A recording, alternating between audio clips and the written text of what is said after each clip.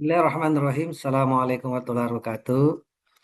Para mahasiswa, para penggiat halal, dan para peminat eh, keluarga dan siapa saja yang memiliki eh, kepedulian terhadap eh, makanan kita ke depan.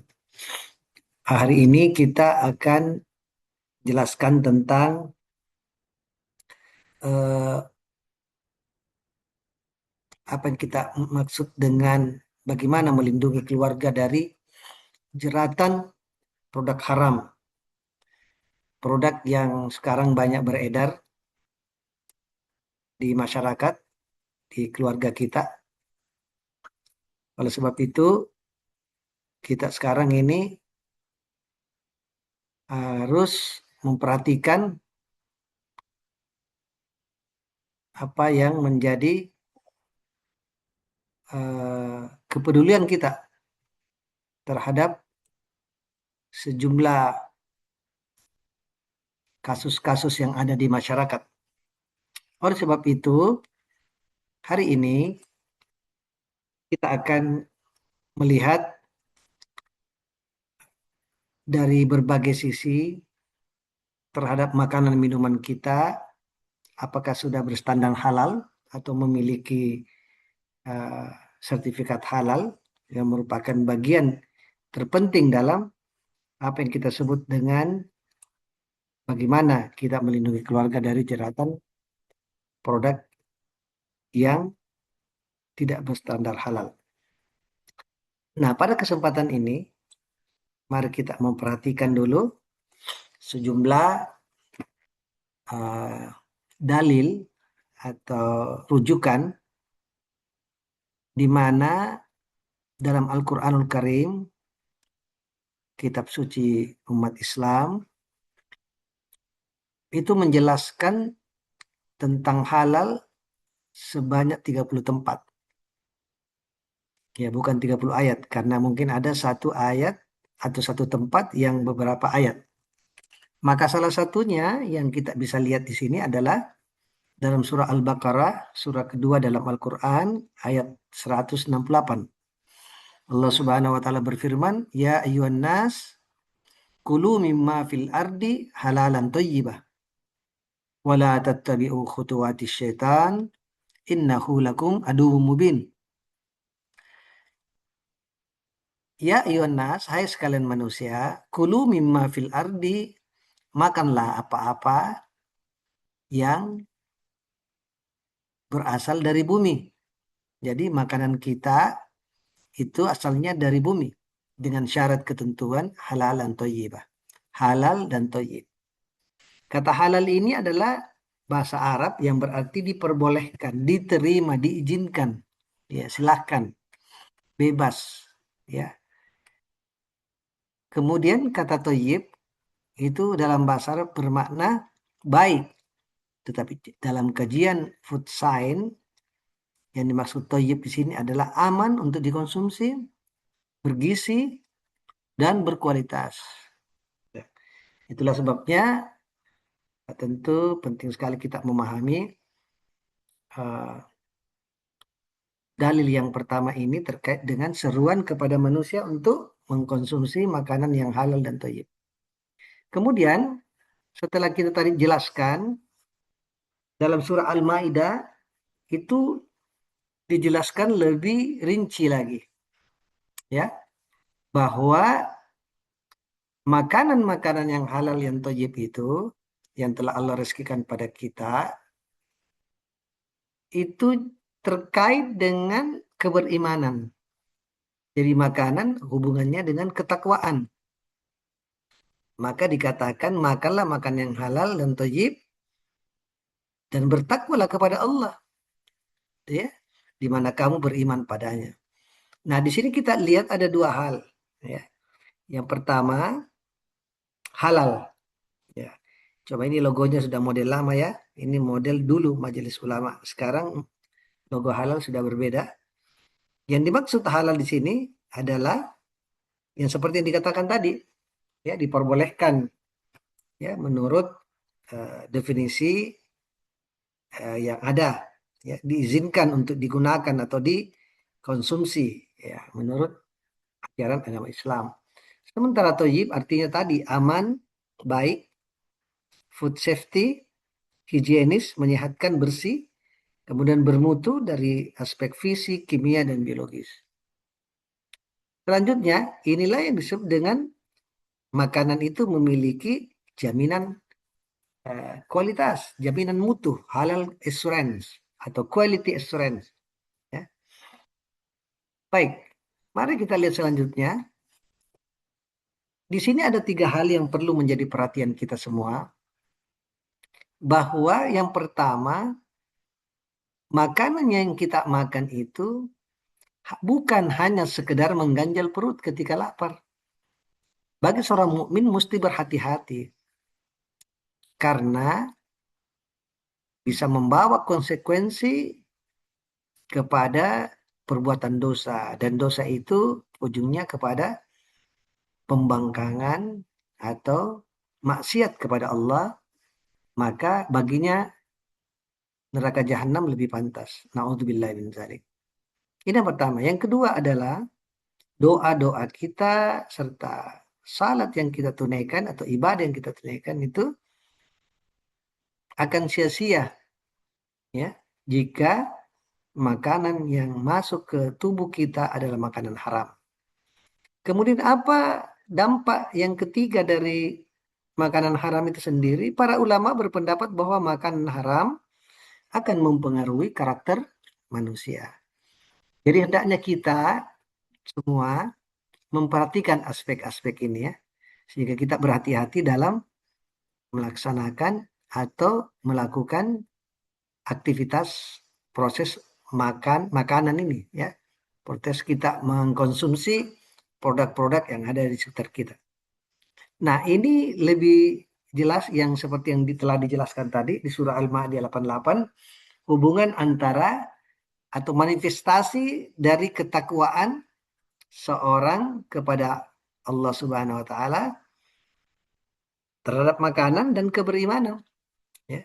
Wa kulu mimma razaqakumullahu halalan thayyiba, dan makanlah apa-apa yang Allah rezekikan padamu yang halal dan thayyib. Kemudian dikatakan wattaqullah, bertakwalah kepada Allah, alladzi yang antum kalian bihi padanya mukminun, beriman. Jadi ini hubungan antara makanan dan keberimanan. Tentu kita kalau sudah menyatakan kita seorang beriman, seorang yang baik dalam kehidupan ini, disuguhi makanan haram, disuguhi makanan yang bernajis, atau disuguhi makanan yang menjijikkan, ya, dan sebagainya, tentu kita tidak mau. Kita tidak ingin mempertaruhkan apa yang kita yakini sebagai sebuah kebenaran, sebuah penghambaan pada Allah, ya, yang kemudian kita melanggarnya, ya, begitu, ya. Baik, di sini kita akan lihat sejumlah apa yang disebut dengan syarat-syarat atau apa saja yang diharamkan dalam Al-Quran dan Hadis, ya. Ya, ini bagi orang Muslim, tentu bagi non-Muslim juga ini juga merupakan suatu kebaikan kalau kemudian ingin diikuti, sebab ini ajaran ini adalah universal, ya. Ya, himbauan atau firman Allah ini adalah bagian dari kebenaran yang Allah turunkan kepada hambanya di muka bumi ini. Maka Allah Subhanahu wa taala menjelaskan dalam Al-Qur'an dalam surah Al-Baqarah ayat 173. Allah berfirman, "A'udzubillahi minasyaitonirrajim. Innama harrama 'alaikumul maitata wad-dama wa lahmal khinzir wa ma uhilla bihi li ghairillah." Ya. Sesungguhnya Allah hanya mengharamkan bagimu bangkai. Jadi diharamkan yang pertama adalah satu, bangkai. Yang kedua adalah waddam, ya, darah. Walah malhinsir, kemudian daging babi atau babinya seluruhnya. Nah, nanti kita lihat sebentar bahwa babi itu banyak unsurnya, ya, ada kulit, ada daging, ada tulang dan sebagainya. Ya, cuma dikatakan di sini daging babi, walah malhinsir. Kemudian itu yang ketiga. Yang keempat adalah binatang yang ketika disembelih disebut nama selain Allah. atau tidak menyebut nama Allah ya. Ya, di sini kan tidak menyebut nama Allah. Nah, mari kita lihat di sini jelas sekali yang diharamkan ya ada darah, ada babi, ada bangkai ya. Kemudian binatang yang disembelih selain menyebut nama Allah. Kemudian tambahan binatang buas ya. Yang karnivora itu binatang liar, hewan bertaring, kuku tajam, termasuk hewan amfibi, hewan yang tinggal di dua tempat atau dua alam ya. Kemudian ada bagian organ manusia, ya penggunaan organ manusia ini biasanya banyak di kosmetik. Kemudian minuman keras, ya ini nanti dijelaskan di surah Al-Baqarah ayat 219, ya, khamar. Ya. Nah, jadi tadi di surah Al-Baqarah 173 ini disebutkan ada 4 bagian. Nah, tambahannya nanti di surah Al-Baqarah atau beberapa ayat lain disinggung tentang minuman keras atau khamar. Ya. Ini kita lihat produk yang diharamkan beberapa jenis produk hewani. Ya. Ya, ada hewan buas, ada babi, ada binatang yang ketika disembelih tidak menyebut nama Allah, kemudian ada darah dan bangkai. Ya. Kecuali bangkai ikan. Ya. Tentu ikan yang kita makan itu kan bangkai, tidak disembelih kan? Ya, dan itu halal ya. Ya, bisa dibayangkan kalau ikan teri, ya orang Sulawesi mengenai ikan mairo itu mesti disembelih satu-satu ya. Tentu ini kapan makannya gitu ya istilahnya. Ya, demikiannya. Jadi ini produk yang diharamkan dari beberapa jenis produk hewani. Kemudian yang kedua adalah khamar. Nah, ini yang kita tadi jelaskan. Produk yang diharamkan ya khamar itu di surah Al-Maidah dijelaskan ya terkait dengan khamar. Bahwa khamar itu artinya sesuatu yang memabukkan ya. Ya, semua khamar pasti alkohol tapi tidak semua alkohol khamar. Ya, seperti tape. Tape itu juga ada khamarnya, ada alkoholnya tapi bukan khamar. Kecuali kalau dia sudah terjadi proses fermentasi dan memabukkan, maka dia berstatus diharamkan. Ya. Kemudian yang ketiga adalah produk yang tercampur atau terkontaminasi bahan yang diharamkan, baik hewan haram dan khamar. Ya, ya ini perlu diketahui. Jadi dalam proses penyajian itu kan ada istilahnya from park to table ya, dari kebun atau dari kandang menuju ke meja makan ya. Jadi kan itu ada prosesnya, ada penyediaan bahan baku, kemudian proses, ada penyimpanan, pengangkutan ya, transportasi sampai pada proses apa namanya? Pengolahan ya, dimasak, diberi bumbu macam-macam ya. Sehingga kemudian sampai di meja makan di piring. Ya, itu semua prosesnya harus halal. Ya, tidak boleh ada satu, misalnya bahannya sudah halal, tapi dalam transportasinya dia terjadi kontaminasi bercampur dengan barang haram, maka nggak boleh, ya, nggak boleh disatukan. Atau semua sudah halal dari proses dari hulu sampai prosesnya, ya, ya, kemudian di ujung menggunakan misalnya apa piring, ya, piring dari porselin tulang babi itu ada. Dari porselin itu yang khususnya made in China, ya biasanya pork content ya, mengandung eh, babi. Dalam hal ini adalah tulang babi. Memang porselin itu dicampur dengan tulang dan kebanyakan kalau buatan China itu adalah dicampur dengan tulang babi. Nah, ini tantangan dalam proses produksi halal ke depan. Memang perkembangan teknologi itu membuat permasalahan tentang halal menjadi rumit ya. Karena mesti ditelusuri ya.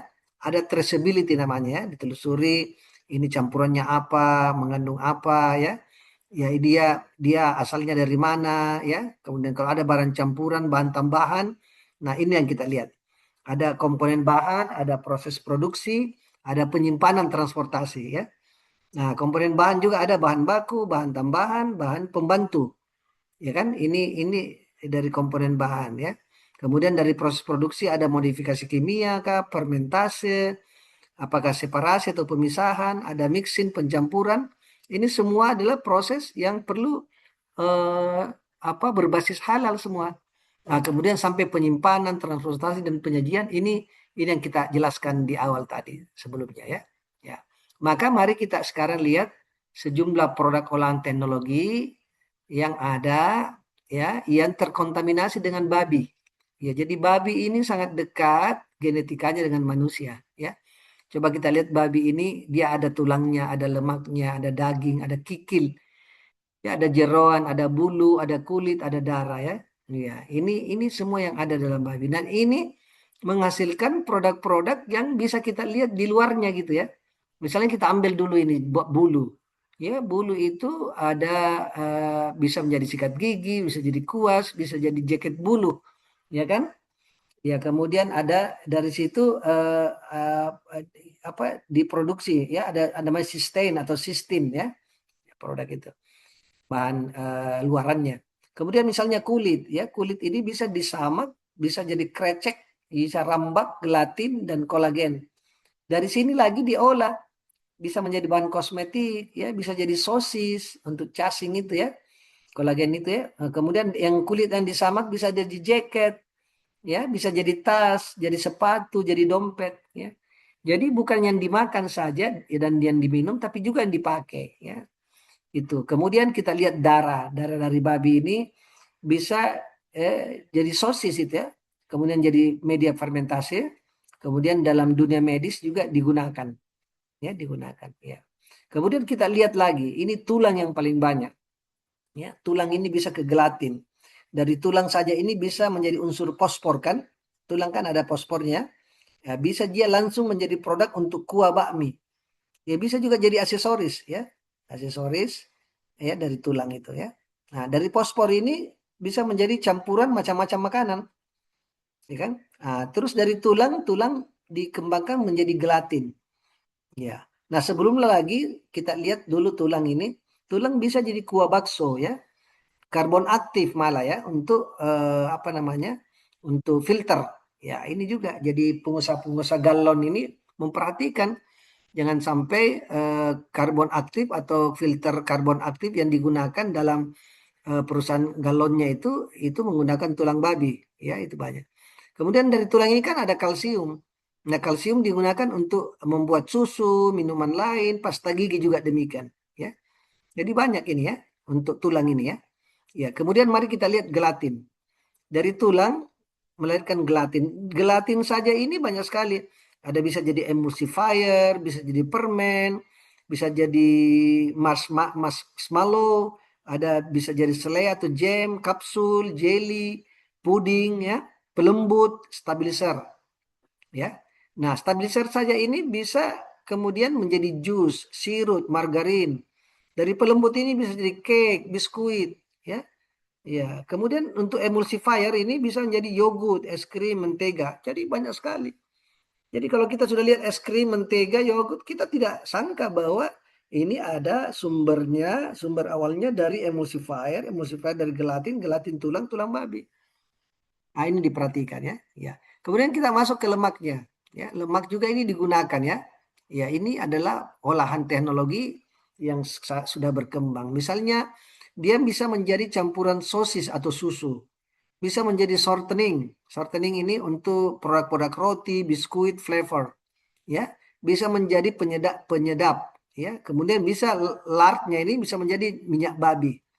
Dari minyak babi ini ada sebagai pencampur menjadi vegetable oil, menjadi untuk gorengan, bakpia, ya, bakmoi, bakmi, dan bermacam bak-bak lain. Banyak sekali ya.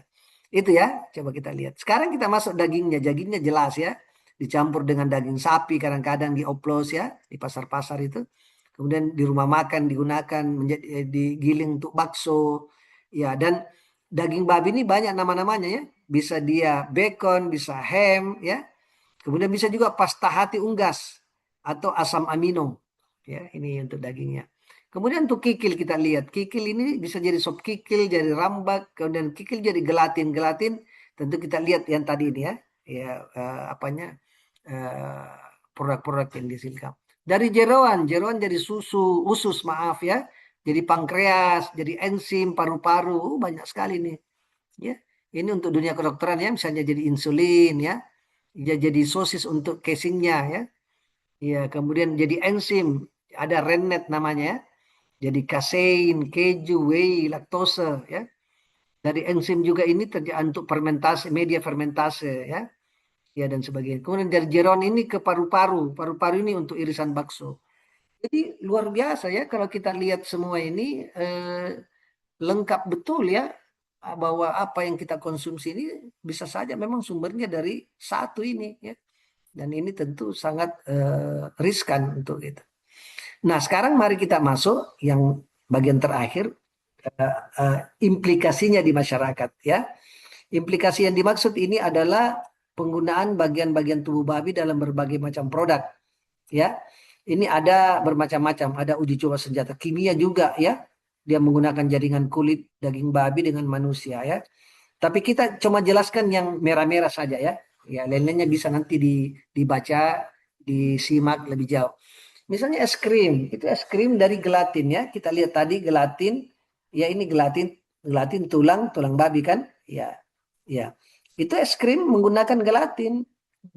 Tujuannya apa? Mencegah kristalisasi gula dan memperlambat proses pencairan. Ya, jadi namanya es krim tentu tidak mudah meleleh kan? Ya kalau begitu kita beli es krim langsung meleleh, bukan namanya es krim, tapi es meleleh. Ya, jadi es krim ini lama dia. Nah, dia menggunakan gelatin. Ya, kemudian kuas cat ya, ya dibuat dari bulu babi ya, macam-macam itu. Ya, gelatin kuas cat itu ya macam-macam ya.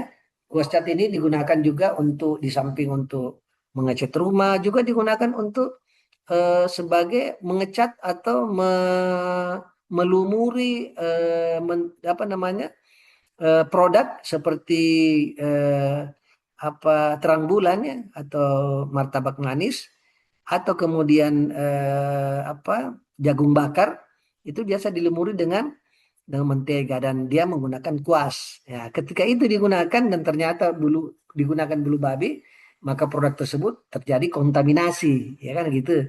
Jadi awalnya halal, tetapi karena kontaminasi dia menjadi najis, maka diharamkan, ya. Itu dilarang ya. Kemudian ada sampo juga. Sampo ini menggunakan asam lemak dari tulang, ya. Tulang ini kemudian menjadi asam lemak, itu digunakan untuk membuat penampilan terlihat seperti mutiara. Jadi ada efek pada sampo itu untuk kemilong ya kemilong. Nah, itu gunakan asam lemak dari tulang dan kalau ini tulang babi maka itu tentu dilarang. Kemudian roti juga mengandung dari protein. Jadi protein ini diekstrak dari bulu babi. Jadi bulu babi ini diekstrak menjadi protein. Digunakan melembutkan adonan ya melembutkan adonan. Kemudian ada yang lainnya seperti tablet obat, gunakan gelatin juga untuk sebagai pembungkus agar lebih keras gitu ya. Produk-produk Tibun Nabawi ya. Ya produknya halal tapi karena menggunakan gelatin ya sebagai cangkangnya itu sebagai pembungkusnya maka tentu ya jadinya dia kontaminasi dan jadi dilarang gitu haram ya dan sebagainya. Kemudian masuk pada kertas. Wah, bayangkan kertas aja itu dia gunakan juga gelatin dari tulang ya untuk meningkatkan kekakuan dan mengurangi kelembaban ya. Jadi kalau kertas lembab dan tidak kaku itu kan kurang bagus untuk di print ya, dia akan kurang tajam begitu atau apa namanya melempem istilahnya. Ya, jadi kertas itu mesti kaku dan dia gunakan gelatin dari tulang ya. Kemudian ada sabun. Ya, sabun juga itu sama tadi dari asam lemak dari tulang digunakan untuk memperkeras dan memberi warna sabun. Ya. Ya, ini biasanya kalau sabun sabun tangan ya. Ya, sabun tangan. Kemudian ada gabus, insulin, yogurt, banyak ini ya. Yogurt ini kita sudah jelaskan tadi. Kalsium dari tulang babi ditambahkan ke dalam proses pembuatan yogurt. Kemudian rokok, ternyata rokok juga itu hemoglobin dari darah babi.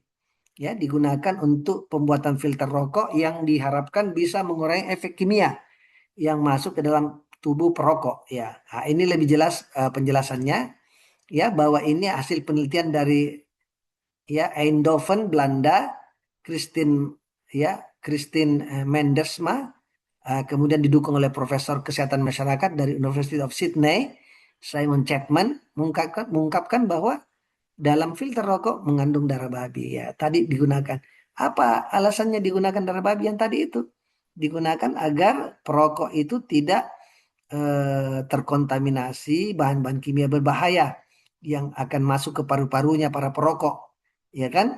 Maka industri rokok sering eh, menggunakan darah babi ini dan ini dirahasiakan ya bahan-bahan yang mereka gunakan. Jadi ini juga mengandung hikmah ya pengen kita belajar, kita meyakini bagi saudara-saudara yang merokok tentu menjadi perhatian bersama untuk ya segera menghindari, mengurangi dan kalau bisa berhenti ya mudah-mudahan ini menjadi hikmah kita belajar karena sesungguhnya belajar itu kan setelah mengetahui ya kita mesti berusaha untuk memahami lebih lebih detail kemudian menghindari kalau itu mudarat atau tidak memberi manfaat ya. Dan rokok ini tentu dari berbagai aspek juga memang lebih banyak mudaratnya daripada manfaatnya. Tentu ada manfaatnya bagi perokok, jelas itu ya. Ya, kenapa banyak yang suka merokok? Karena dia merasa ada manfaat. Ya, tapi kalau kita berpikir sadar dan logis ya bahwa ternyata rokok itu lebih banyak mudaratnya dari manfaatnya, maka mari kita berusaha untuk menghindarinya dan berhenti merokok ya. Ini memang pro kontra juga ya. Ya, tapi ya tergantung berpulang kepada kita. Yang jelas ilmu tentang ini telah kita sampaikan. Mudah-mudahan kita mendapatkan manfaat dari ilmu yang kita pelajari. Kemudian selanjutnya produk-produk lain ada pelembab ya, itu menggunakan asam lemak dari tulang babi.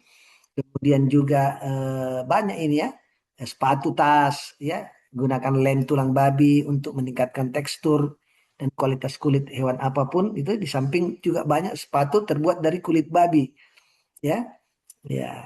Kemudian ada pasta gigi ya ini gliserin babi digunakan untuk membentuk tekstur pastanya. Ya, termasuk masker wajah. Masker wajah ini bukan masker untuk menutup dari berbagai kuman, tapi masker wajah dimaksud ini adalah untuk menghilangkan kerut di wajah. Itu menggunakan kolagen. Kolagen. Kemudian yang merah-merah ini yang terakhir ya ada keju krim, juga gelatin jadikan untuk menjadikan stabil dia ya, ya keju krim. Kemudian permen. Nah, ini permen ini juga menggunakan gelatin babi digunakan untuk bahan perekat dan pembuat gel memastikan bahwa adonan permen mencapai tekstur tertentu ya. Jadi ini bahaya sekarang juga permen hati-hati bagi anak-anak kita, adik-adik kita, sekolah-sekolah ya terkait permen ini biasanya juga ada dicampur dengan narkoba. Nah ini hati-hati ya untuk tidak diberikan oleh orang yang kita tidak kenal ya. Yang bahaya nanti kalau sudah ketagihan ya akan sulit keluar dari jeratan narkoba itu ya.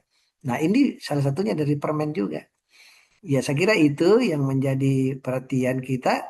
Kemudian ini terkait dengan komisi fatwa ya, dalam pemberian sertifikat halal itu ada beberapa ketentuan. Misalnya produk minuman yang semua bernama bir walaupun 0% maka tentu tidak akan diberikan sertifikat halal.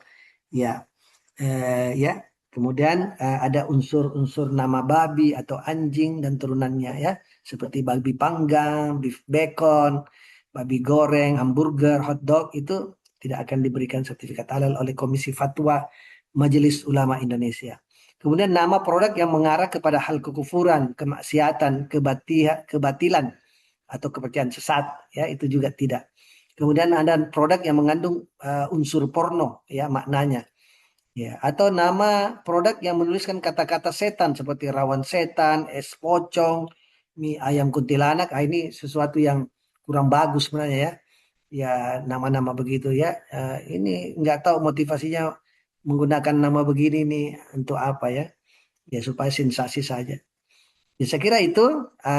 Yang lainnya ini kita lihat banyak beredar di masyarakat ini makanan-makanan fast food sekarang ya perlu hati-hati bahan-bahannya dicek baik-baik ya diperhatikan bahan-bahan yang terkontaminasi juga ya itu banyak sekali. Saya kira demikian ya ini bisa kontak kami yang memerlukan. Saya kira demikian mudah-mudahan apa yang disampaikan bermanfaat. Terima kasih. Eh, Semoga kuliah kita kali ini bermanfaat dan kita tutup dengan ucapan Alhamdulillahirabbil alamin. Semoga kuliah kita bermanfaat adanya. Terima kasih para mahasiswa, sukses ke depan dalam mengemban amanah sebagai pemimpin masa depan. Demikian, terima kasih. Assalamualaikum warahmatullahi wabarakatuh.